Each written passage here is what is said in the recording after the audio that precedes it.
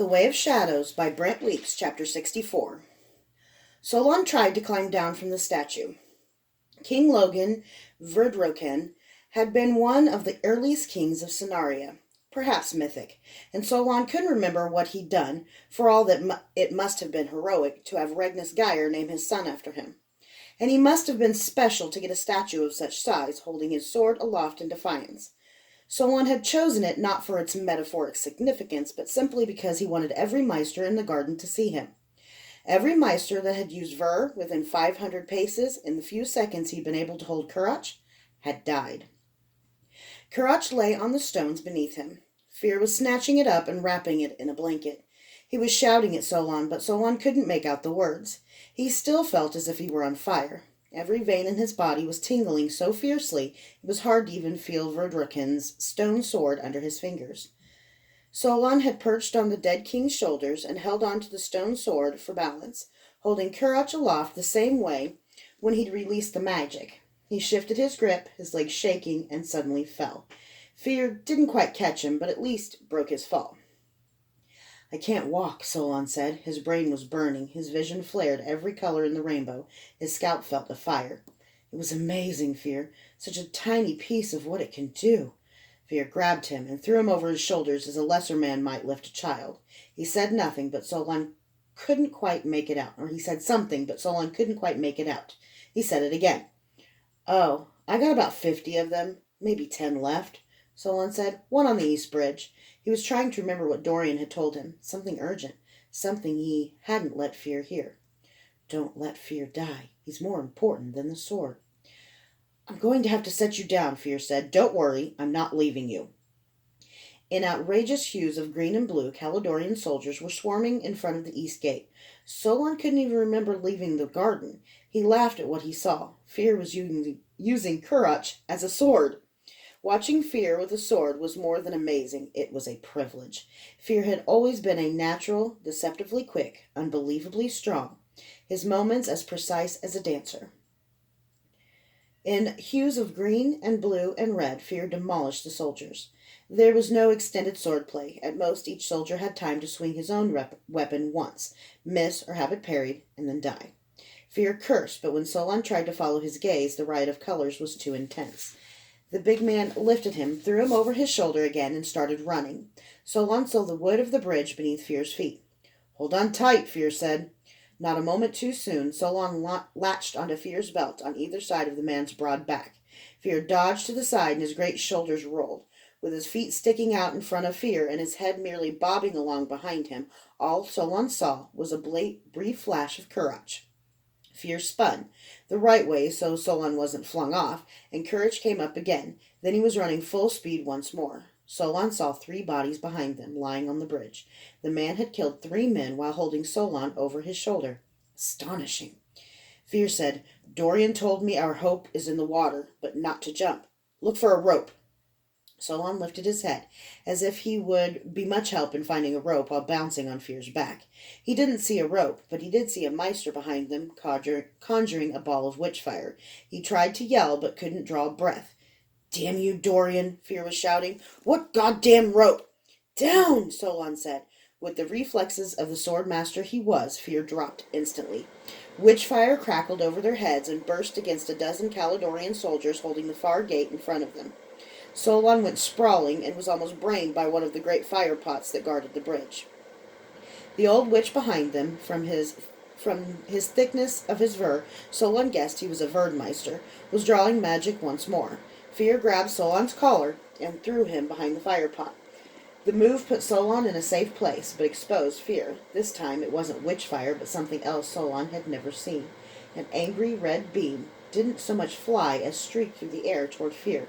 He threw up a magical shield and ducked. The shield barely deflected the beam, again into a soldier running to join the fray. But the force of the magic blew Fear's shield apart and flung him to the other side like a rag doll. Kurach spun from his grasp. Drawing on strength he didn't know he had, Solon grabbed Fear and pulled him into the shadow of the fire pot with him. 2 more Meisters were running to join the Verdmeister, and soldiers were behind them. The gate at the far end of the bridge opened, and soldiers were pouring through. Fear sat up and looked out at Kurach, 20 feet away, exposed. I can use it, he said. I can save it. No, Solon said. You'll die. The soldiers and the maesters had paused, regrouping, advancing slowly now, cautious and orderly. It don't matter, Solon. We can't let them have it. You wouldn't even live long enough to use it, Fear, not even if you were willing to trade your life for 1 second of power. It's right there. And so is this, Solon said, motioning to the edge of the bridge. Fear looked. You've got to be joking. Over the edge, a black silk rope had been tied to the underneath side of either end of the bridge. It only extended out below them when the wind blew. Fear was looking not at the rope, but at the fall. Hey, it's prophecy, right? It has to work, Solon said. If only the world would stop flashing yellow. It never works out exactly like Dorian says. If he told you that you were going to do this, would you have come? Hell no. And don't you nod knowingly to me. I get enough of that from Dorian. Fear looked at the approaching soldiers and maesters. Right. You first. He's going to go after Karach, the heroic idiot. I can't, Solon said. I'm not strong enough to grab the rope. I'll die if I go alone. Fear stood. Just let me try. He reached out with his talent and grabbed the sword. Instantly, hands of Ver crackled visibly over his magic and started climbing toward him. Solon slashed the magic loose with his own. Spots exploded in front of Solon's eyes. Oh, don't do that. Don't do that, please. Oh. Let me ride ponyback, Fear. Solon didn't have time to explain. The Meisters were close. I'm crazy, and you're fat, Fear said, but he picked up Solon and put him on his back. Magically, too. I've got a plan, and I'm not fat. For all that he second-guessed plans when they were all safe, Fear knew to obey in battle. He opened himself quickly, and Solon dipped into Fear's talent. He lashed himself onto Fear's back with magical bonds. Then he quickly readied 5 thin weaves. It still hurt, but not nearly as much as using his own talent. Now, he said, jump! Fear leapt over the side of the bridge. The rope was in the perfect place, not because of the wind or the power of prophecy, but because Solon pulled it there with magic. As Fear grabbed the rope, Solon activated the other weaves. Holes were torn in the side of each of the 5 fire pots, and air inside them suddenly compressed, jetting the oil in the pots out onto the bridge. The last weave dropped a little spark in the middle of the oil. There was a satisfying whoosh. The river suddenly lit orange and white, and heat washed over the falling images. Then things were happening too rapidly to follow. Fear had caught the rope with both hands and a leg. He immediately flipped upside down. The sudden change in direction caught Solon's arm across Fear's shoulder and snapped it. If it weren't for the magic bonds holding him, he would have dropped like a stone. The rope, anchored on both sides of the bridge, first stretched, bowing down toward the middle. Because Fear and Solon hadn't made it to the middle of the bridge, that meant they zipped head first for 15 paces. Then the rope tore loose at the castle end. Solon was watching light explode over them, distantly aware that they were swinging with terrific speed toward the river. The bridge was engulfed in flames, leaping merrily into the night. Or maybe that was pain exploding in his head. Then they slapped into something cold and hard. He took a breath. It was bad timing. The cold, hard stuff had become cold, wet stuff.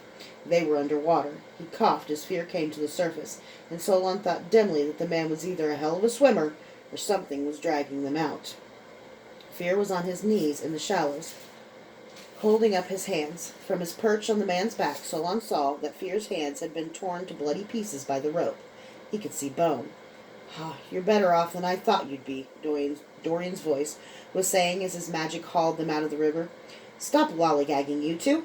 We need to get going if we're going to make it to Calidor in time. Lollygagging? Solon asked, glad to find that he had strength to be outrageous. Calidor? Fear said. Well, that is where my bride is waiting. I can't wait to find out who she is. I think Karach is going to find its way there, too. Fear cursed, but Solon, broken arm, purple vision, and all, just laughed.